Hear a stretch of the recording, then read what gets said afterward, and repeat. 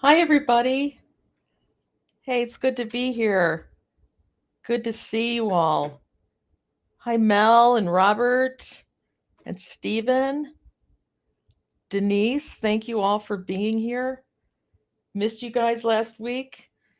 Uh, I think as most of you know, because I try not to talk about it a lot, but I also don't want to pretend like it's not there. Many of you know I have MS, and sometimes when it's change of season and all the pressures, barometric pressures and stuff are changing, it kind of kicks me a little bit. So last week was one of those weeks. So I've missed you all, and I'm so glad to be here. Hi, Francis. Hi, Pauline. Mags is here. Hey, the party can start. Mags is here. Okay. Hi, Margaret Alice. Uh, so I was out in the garden today uh, for the last 6 hours, and we are having a bit of a heat wave here.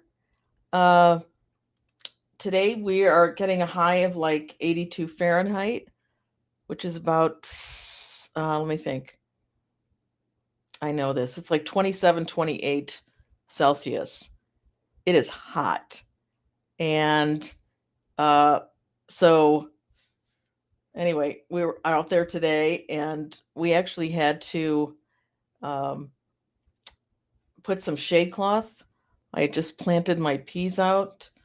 Uh, I think it was Tuesday, and now they were getting scorched by the sun. And I had really hardened them off nicely. We're still supposed to be in kind of like the low 60s, high 50s right now. But here we go.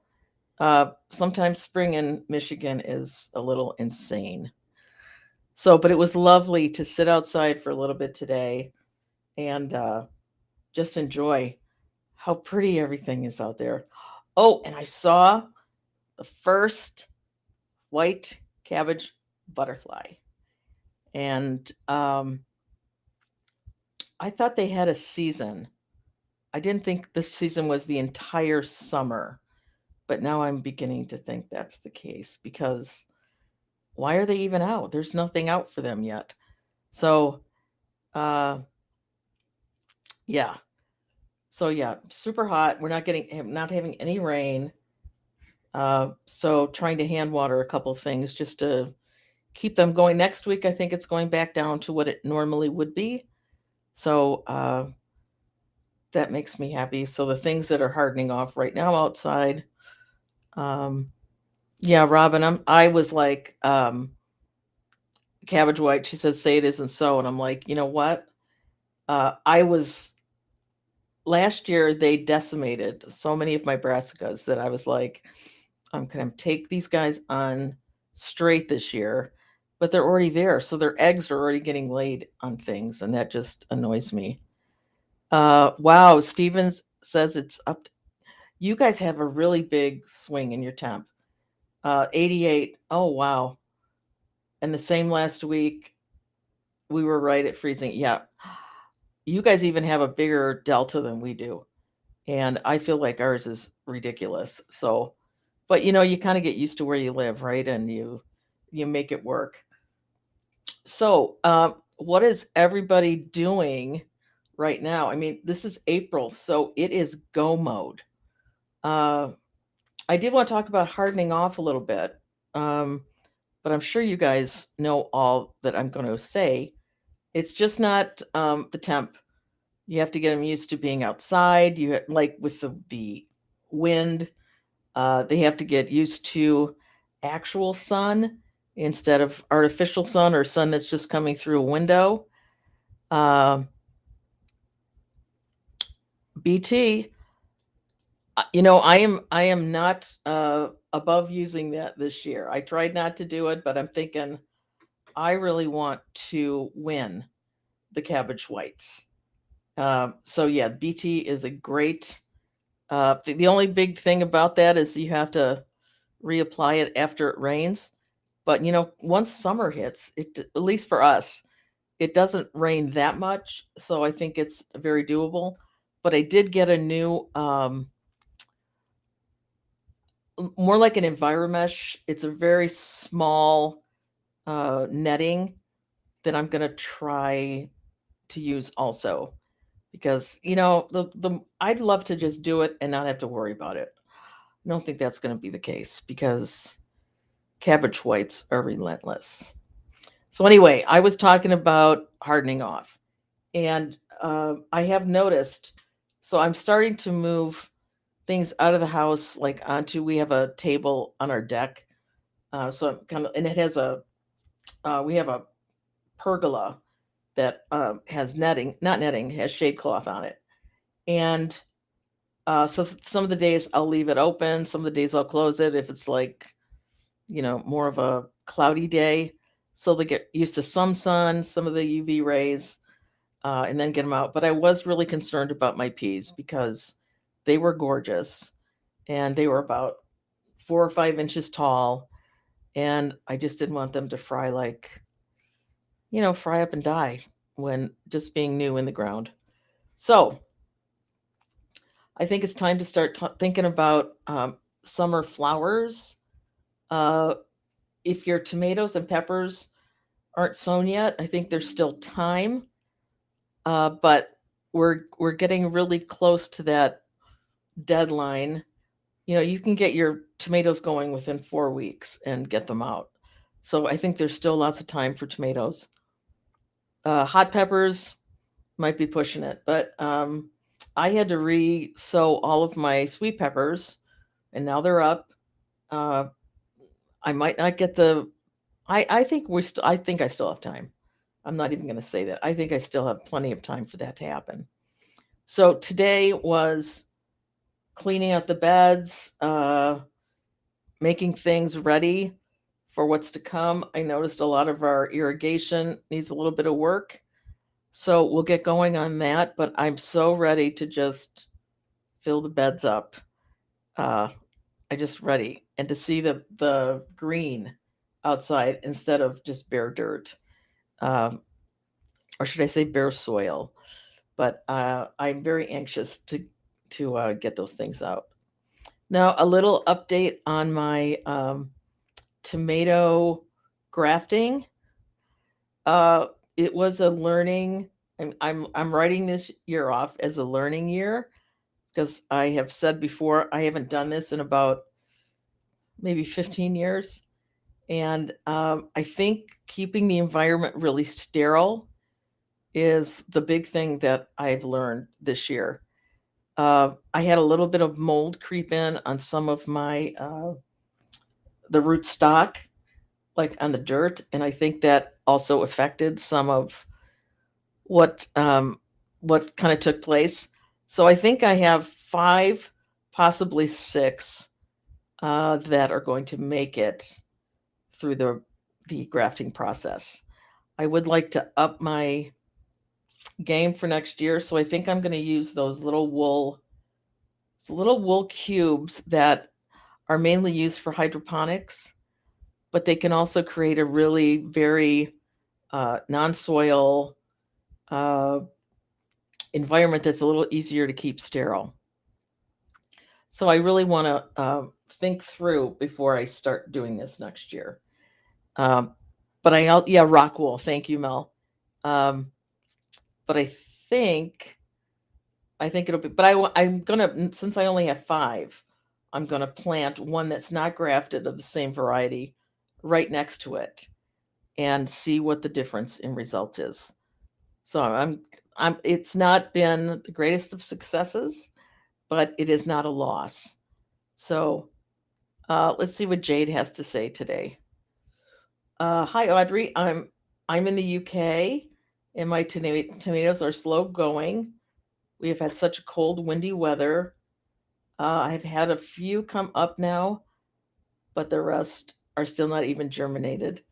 Yeah, I've heard that the UK has had a tremendous amount of rain, like maybe kind of one of their rainiest springs. We were like, I would think we were normal uh, wetness this spring, uh, but it's just gotten so hot so fast. Oh, wow, that's incredible. A grafted tomato plant here is that's see that to me based on how much it's not a lot of work, it's a lot of care that they take. Uh that that sounds like a really good price to me, quite frankly. Uh Particularly if they had varieties that I want to grow. Hi Amir, welcome. Glad you're here. Uh okay, willow is I've had a lot of problems with damping off this year. Have had to resow several seeds. Yeah, I had an entire one of I'm doing succession sowing every 3 weeks, and I had one entire tray uh, not do anything. So I think germination for me this year has been very sketchy. Like some things are doing great. I grow the same uh, type of plant, but in a different variety, and I get nothing. So I don't know. See, and my seeds are not that old. So I don't think I don't know that that's the problem, but maybe it's just people are getting seeds from different places, and we're not always privy to that. But I got to tell you, cleaning up the garden today felt so good, and it's so nice just to look at it being neater and tidier and kind of ready for what's to come. I'm gonna have some compost coming and some wood chips so we can re-chip some things. Again, making it just making it tidy and nice.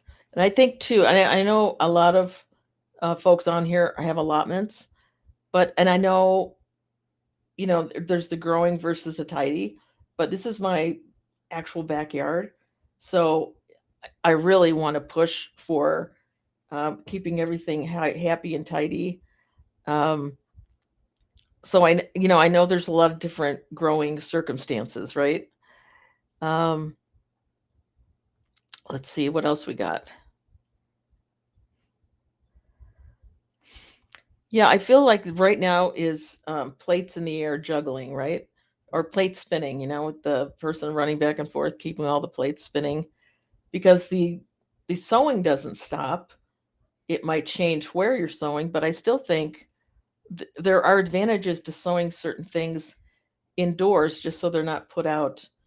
Rodents and birds and cats, whatever. If it's a little tender green, it can be taken out a whole lot easier than if you're putting in a nice rooted plant.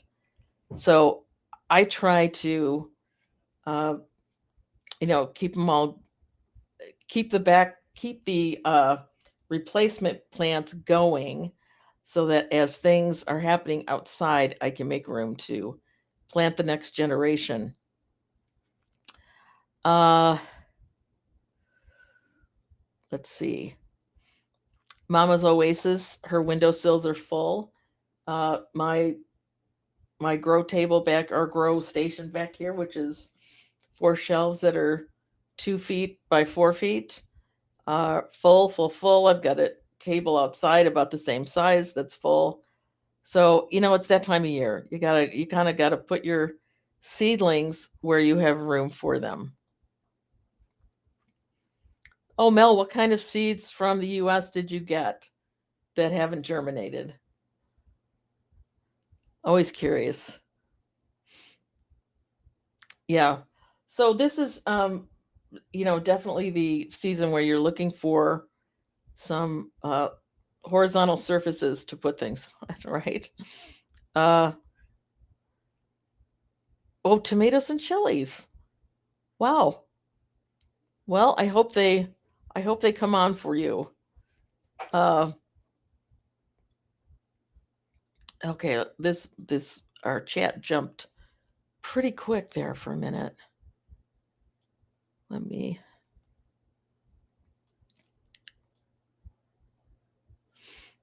Let's see what else is up.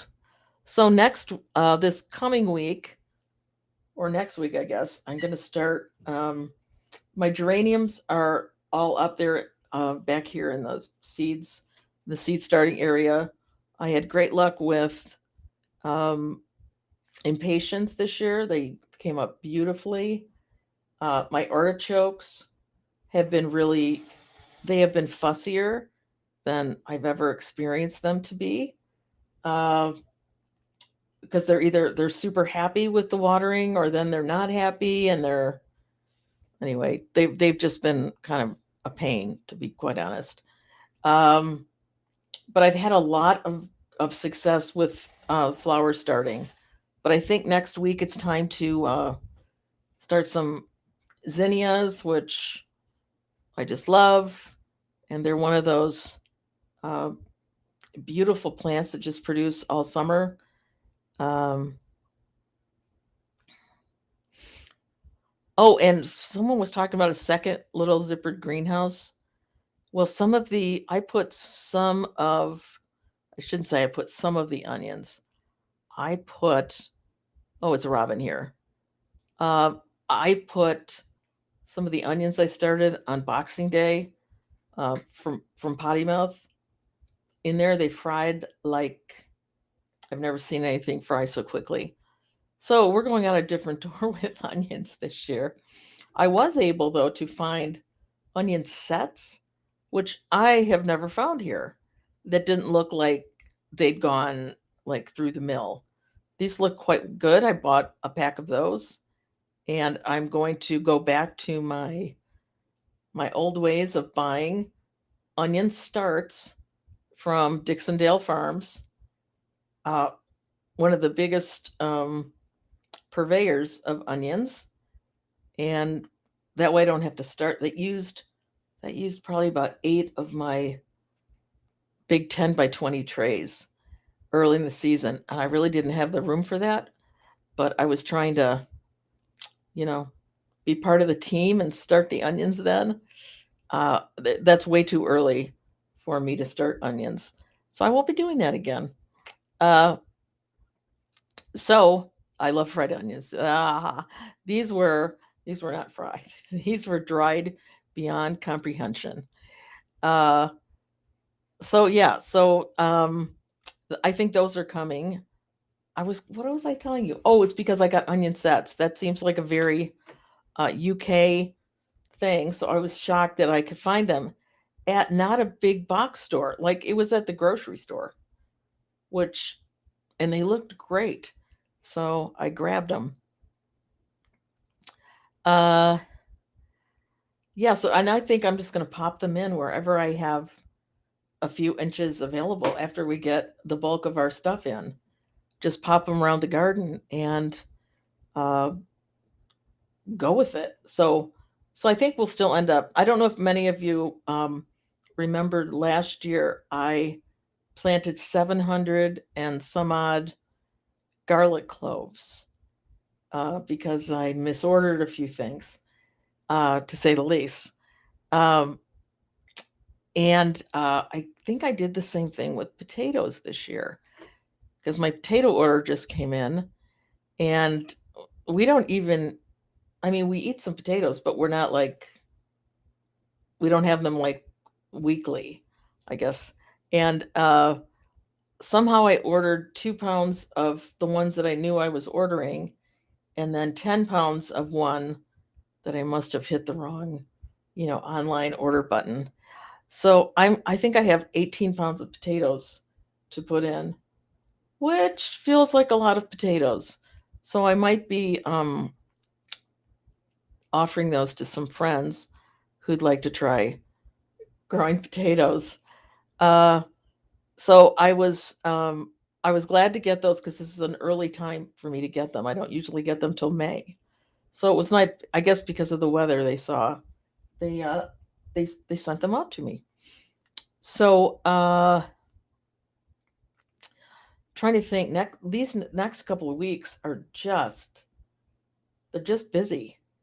And and when you're starting to also harden things off, I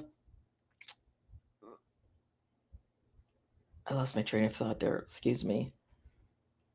When you're also trying to harden, you can't necessarily get them in earlier if they're not hardened appropriately, right? You don't want to go through all this work of caring for tomatoes and peppers and other things that are a little longer growing to get started, and then not harden them off enough, and they get knocked and they don't produce quite as well. So we'll see about next week, because if it goes back down into the 50s, I don't think I'll be hardening off my tomatoes quite yet. Yes, Rain saying, oh my, lots of potato recipes are needed then. Absolutely. Or ways to keep them, because we can't really store things in the ground or in buckets like many other folks can. They have to be, because it'll just freeze in the ground, and that's not a good thing. Okay, Pauline's got her beans in already. I was looking at mine, and I think I'm gonna direct sow them right into the ground as soon as soil temps are good. And I'm gonna try to also, with the succession sowing thing, I also want to do that with my beans, because it's just, sometimes I don't want them all at the same time. I prefer, if I'm growing green beans, and I say green because they don't always have to be green, but a fresh eating bean, I prefer to eat those fresh and not preserve those. I'd rather preserve the dry beans. So I think I'm going to be succession sowing those as well this year. Don't want gluts of things that I have to think of something to do with. Francis is asking what's a good soil temp. And I probably misspoke that with soil temp. It's more about air temp with beans. I don't like, but I would hope that my ground temp is at least 50 or 60. That's Fahrenheit. But I like it when I don't put, let's put it this way, I don't put my beans in until I can put in like my melons and winter squash, or summer squash even for that matter. Because they're the hot weather plants. So once my tomatoes go out, then I can put my beans in. So I try to think about it as a seasonal thing. Okay. That's great, Pauline. It's great to get a head start if you can. I'm just kind of running out of space, and I know once it gets warm here, they will shoot up like nobody's business. So I'm going to direct sow a lot of things that in the past I might have started indoors, like my squash, like my melons, beans. I'm just going to pop them in and protect them. I have these little wire cages that I can put over them and protect them from animals that would like to nibble on them when they're little. Do you can your potatoes? And if so, what recipes do you then use for them? I have canned potatoes. Which is great for using them either mashed or put into a stew or something. I prefer, if I can, to preserve them in like newspaper, sawdust, whatever. But and what if I use for canning potatoes, I would use the Ball book of canning, and also potatoes need to be pressure canned, so they can't just go in water. They just can't be in a water bath because there's no acid. So if you were to make no, I was thinking of cabbage there. I don't know how you could make, maybe potatoes. No, I don't think you can can a potato without a pressure canner. That's gonna be my best guess today because they're so low acid. Um, do I have any trouble? I just saw that and it just popped by. Do I have any trouble with snails, slugs, and snails? No, uh, I really don't. We get so hot in the summer that, and I try to keep everything tidy at the ground level, so there's not big leaves that they can hide under. There's not places for them to go that they like. Uh, so that maybe is why I don't have a lot because I think slugs and snails are pretty ubiquitous. Uh, because I see the slug trail, that like makes a funky little sparkly trail that you can see in the sun. So I've seen them. So it's not like we don't have them. I've just never had a real problem with them.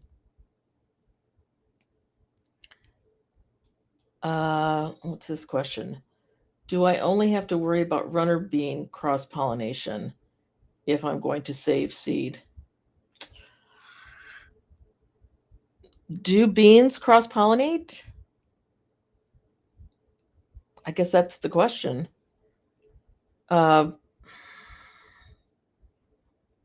I don't know the answer to that, Francis. I was not. See, it's if you're going to save seed, I'm not going to give you the wrong answer to that. So I will be happy to think about that or find out. But I was not aware of beans cross pollinating, but they could. Uh, just put my beans in yesterday in a propagator in the greenhouse, ready for June. Yep, beautiful. If you can get a head start, definitely take it.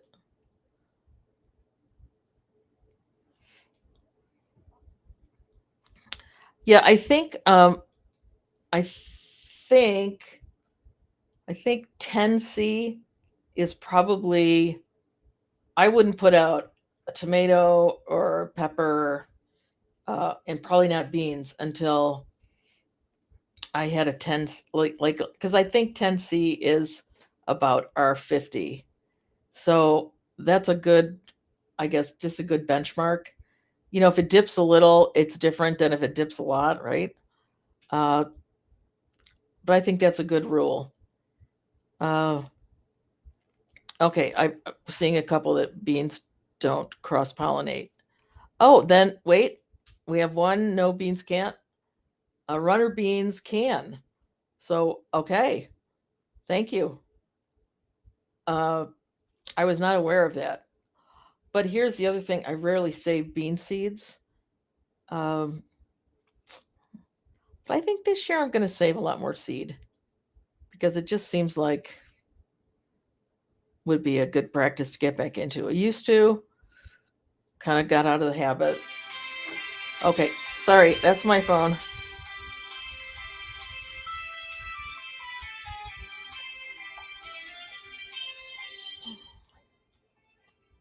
Okay. Always turn off your phone before YouTube's. Although that was my husband's ring, so I'll have to get back to him. Yes, he likes Jeopardy a lot. Uh,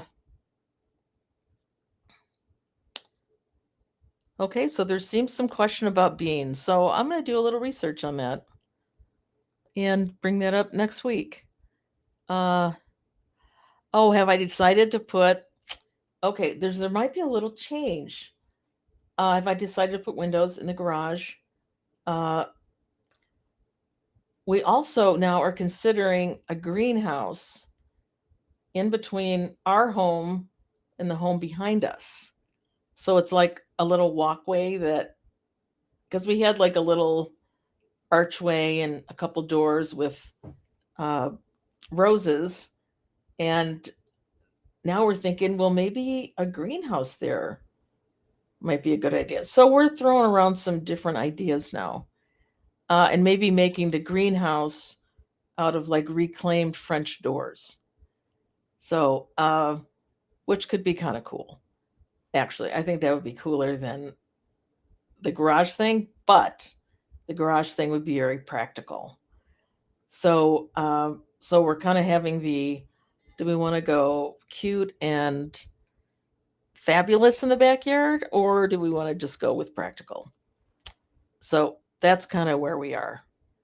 So I'll keep you posted on that, because whatever happens, it would be happening sometime this year for sure, and maybe even in the summer. Kevin, Are you live? I am live, honey. Hi. Okay. Okay. Uh,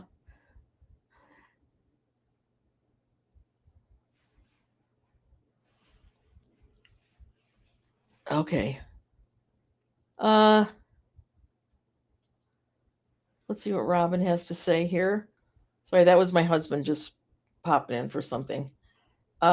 Tried Borlato beans last year, influenced by the UKers. Hard to get seed, but found them at a family run Italian grocery store. Oh my God, they are tasty, fresh, or dried. Yes, uh, they are. And they also go by, I think, Borlati here more than Borlato. So I think that's part of it. It's just, it's called a different thing. Uh, but yeah, they're very good. And I usually grow those for the dried beans, because we usually have so many green beans or filet beans coming in that it's almost too much to keep up with. Um,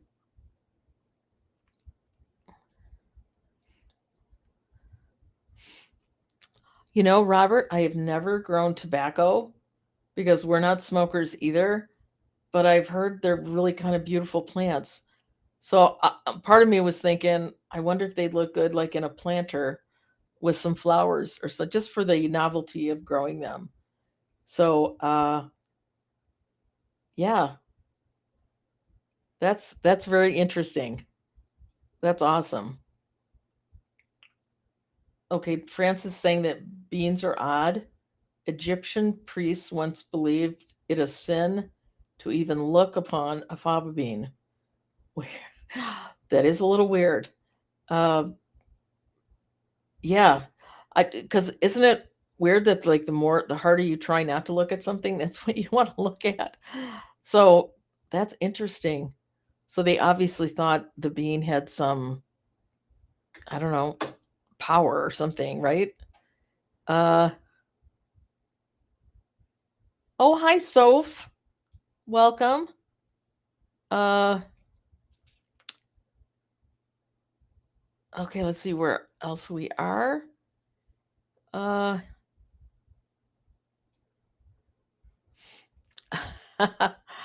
yeah, I guess Kevin was very interested in finding out the decision about the greenhouse. That's funny. No, he just forgets sometimes. He's a busy guy. So I'll cut him some slack on that, right? Uh, oh, Nicola, I like how you're thinking.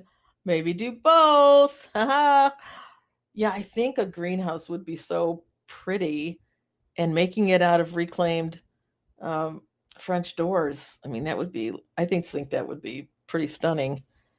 Uh, and luckily, our neighbor behind us, her mom collects doors. So uh, we might be able to, start that. Uh,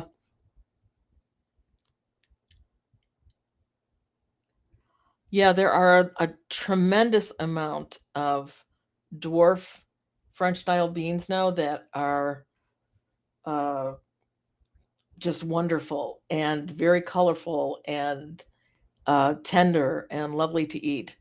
So yeah, uh, painted lady is not one I'd heard of, but sometimes we all have different names for kind of the same thing. So I would guess that's a similar one to ones that we've grown. But yeah, they're beautiful, and dwarf. It's so nice not to have trellises set up. You can grow them. You can grow something in between them until they get big enough to start producing. Um, yeah.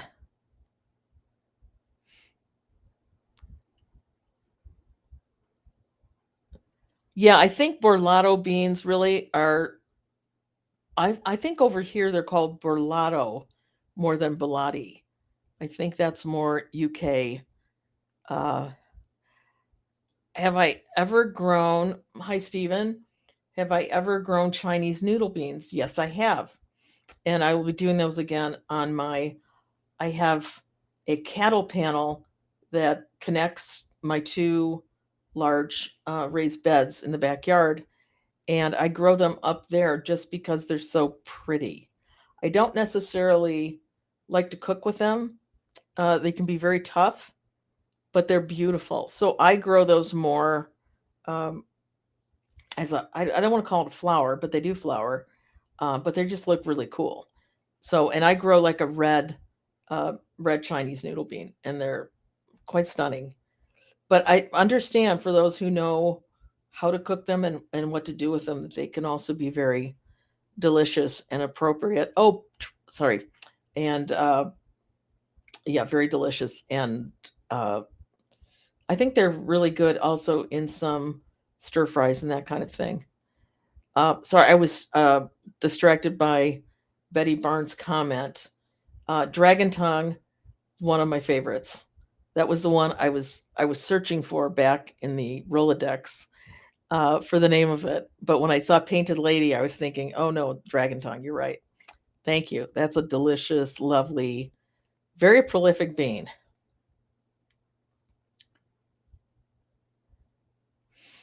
Uh, okay, so yeah, cranberry bean is another. Yep. Uh, I am not actually. I usually grow Christmas limas every year, and they look like a large cranberry bean, a large burlati, but they're a lima. But I have so many dried that I thought I don't need to grow them this year. We need to use up some of the stored beans we have. I'm trying to be a little more intentional this year on not just growing what I always grow, but what would we need? What are the low don't I have a lot of in stock that I would like more? Um, and Christmas limas are one of them. They're delicious, and they're almost like they almost taste meaty to me. They're because they get so big, and they when you cook them, the uh, the red and the white kind of turns into more of a brown as they're cooking. So I mean, they're beautiful, but they're very meaty. They're very nice. Um, well, I think there's two kinds of, uh, as we talked about, so many varieties have a dwarf variety and a pole variety, and I have grown both kinds of these. Uh, oh, the difference between pole beans and runner beans. Well, see over here, runner beans are a specific kind of bean. We have like scarlet runner beans. I think we have a black runner bean. I mean, that's for us, that's a very specific kind of bean. They're quite thick. They can get like their pods are not edible when they get a little bit larger because they get stringy but they're big. I think they grow to like 8 inches long and maybe an inch wide. So they're a big, big bean. Pole beans over here are anything that grows tall or long. But you'd need a pole maybe to have it trellis up. Um, but a dwarf bean or a bush bean, as we would call it, don't need that. They'll hold each other up. So I don't know if in the UK all runner beans are any bean that does not need to be, or any bean that needs to be trellised. Yeah, yeah. Isn't it funny how we all it's like a gnat's eyelash difference, but yeah, it just uh, changes everything, right? Uh, okay, Robin, thank you for throwing that in. The half runner bean. I have seen those. I don't recall if I've grown those. But yeah. Oh yeah. Uh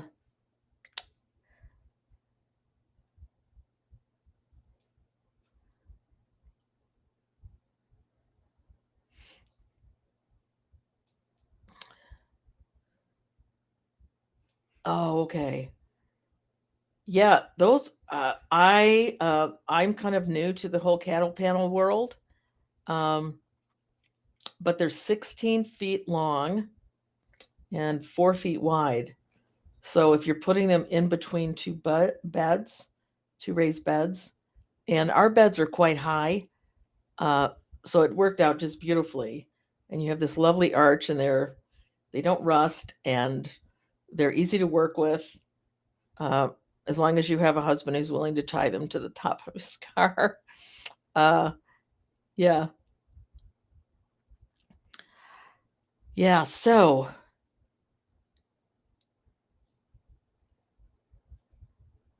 I think there is a sprinter bean, or maybe I'm thinking of a sprinter. There is a variety of something that says sprinter.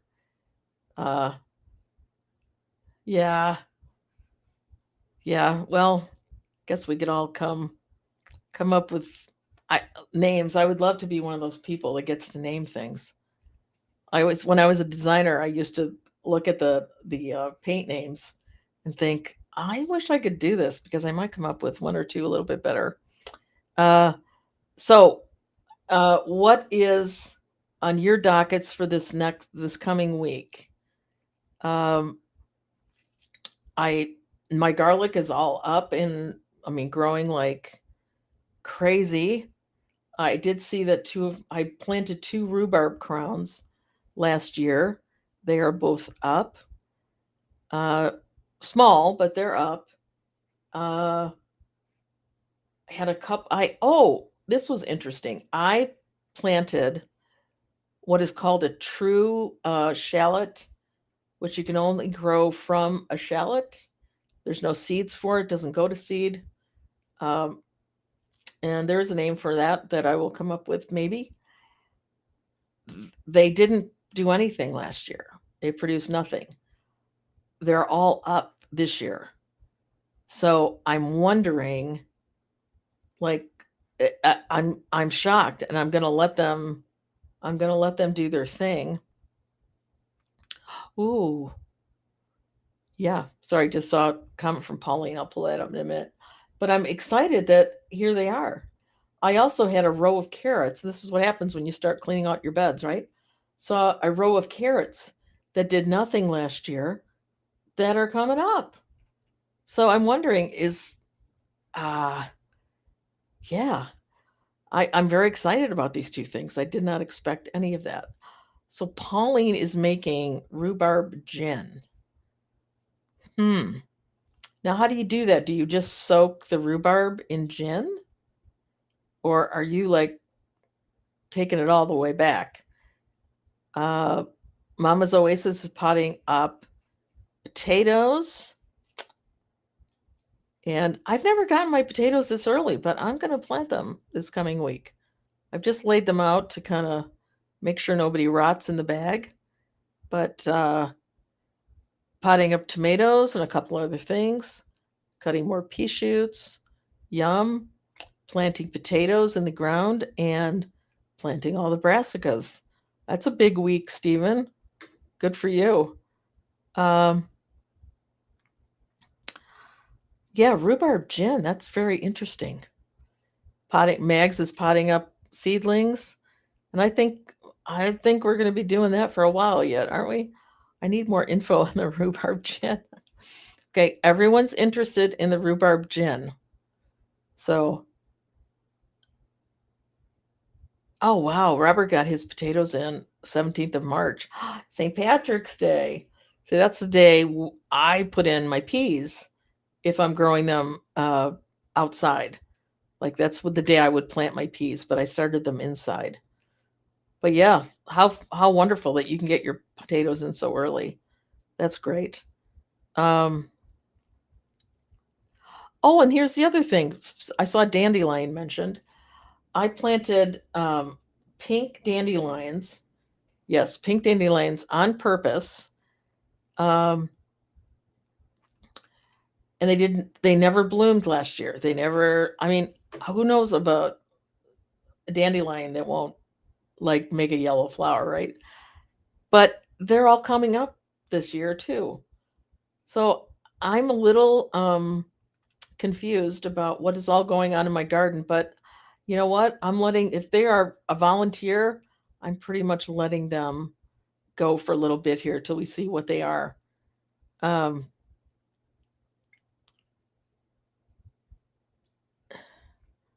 wow, that's awesome. Francis, I had some kale and chard that survived 3 feet of snow and Canadian winter. I just took them out because this year I want them elsewhere. Yeah, I sometimes it really is amazing what does survive and what won't when it's supposed to. Uh, that's exciting, Francis. Oh, I think you need to take chin now too, Francis. I'm with you on that.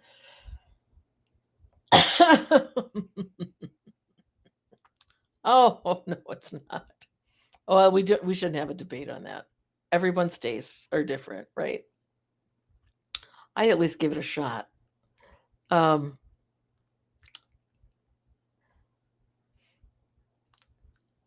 okay. All right. So next week, when do you all put your tomatoes and peppers out?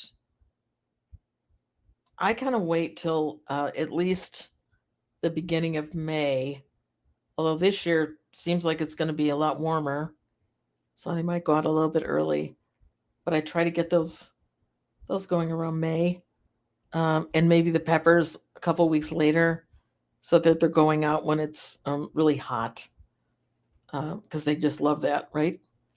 Now, here's a question for all of you: if you plant different varieties of potatoes, and like we'll call them early season, mid season, late season, do you plant them all at the same time, or do you stagger when you plant them?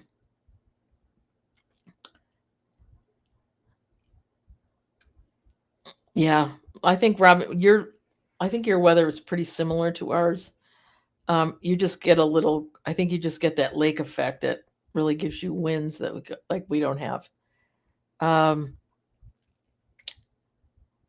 yeah, we have lakes all around us, but I think the Chicago lakes, the Chicago, what is that, Lake Michigan? Yeah, that just howls in Chicago, I think. So do you guys? Uh, only if you've had gin, you stagger. Is that is that the planting of potatoes you're talking about or walking? Uh,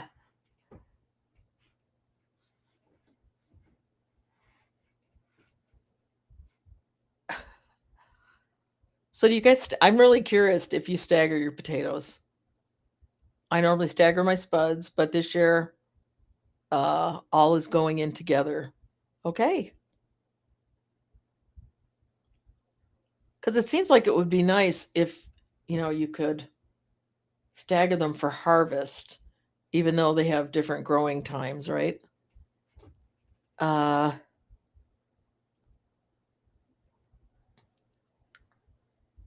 okay. Robert plants them all together. Uh, okay, blight. All right, that's an excellent point. Okay, that was one I was not thinking of when I asked that. Is if you get them in and out before blight's around, you have a better shot of getting them. That's really smart. Thank you for saying that. That's a good thing to remember. Okay, so it seems like uh, there's you mean staggering? Some don't stagger. Okay, I'm just not a huge potato grower. I mean, I've grown them, but I always like to hear what other people do and why they do it. Um, okay, Stephen just does half his potatoes at a time, or half his potatoes, and then 2 weeks later, the other half. Okay. And Frances makes vodka with her potatoes. Vodka is what also makes gin, so you're halfway there. uh, yeah.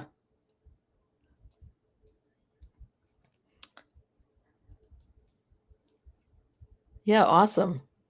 Okay, so big week. I think between now and like the end of May, it is, I don't want to say bedlam, but it is like you got to be doing a little and often to get everything cut up. Oh, it's okay, Francis. We're not judging. uh, okay. Margaret Alice is saying she plants her tomatoes end of May, early June, because weather can still be rubbish here in Northumberland. Now, are you? I'm assuming you're in a northern part of the UK. Uh, I always say this. I need to brush up on my UK geography. I probably knew much more when I was younger, when I used to go there a lot. But yeah, okay. Well, yeah, we all have to kind of figure out what works in our particular little uh, biodome that we live in. Uh, and that takes a few years, I think, of gardening to figure that one out. So, well, anybody else have anything they'd like to chat about? Oh, I know. I did have a question for you all. Do you want to still do this weekly when it's high gardening time, or do you want to like back off a little because it's busy, or I'm just kind of trying to feel out what everybody's thinking. Uh, okay, so we can do this as you guys wish to. Um, okay, so I'm getting yeses, meaning we want to keep doing it, or we want to slow down a little bit. Maybe I didn't ask that well. Okay, keep it going. Okay. I just think let's I love doing this. I was upset last week that I couldn't. Um okay, Francis. Thank you for being here. Uh oh, okay, George, thank you. I will. Oh, wonderful. Wonderful. Okay. That's great feedback. Thank you so much. And I know I'm kind of tired from being out there, not in the sun. I tried to, you know, what is it? Uh, okay, okay, we'll keep going. Got it. Thank you. Yes, Fiona, that's a great idea. Some question or topics that you just want to talk about. It doesn't even have to be questions, because I feel like a lot of you here are very capable and good gardeners. So if it's more just let's have a conversation about certain topics, I'm gonna definitely uh, I'm definitely going to research bean cross pollination, because I think uh, we have at least a little bit of differing in opinion, and I bet there's maybe some that do and maybe some that don't. So, uh, well, I wasn't even on last week, Betty. So you're cool.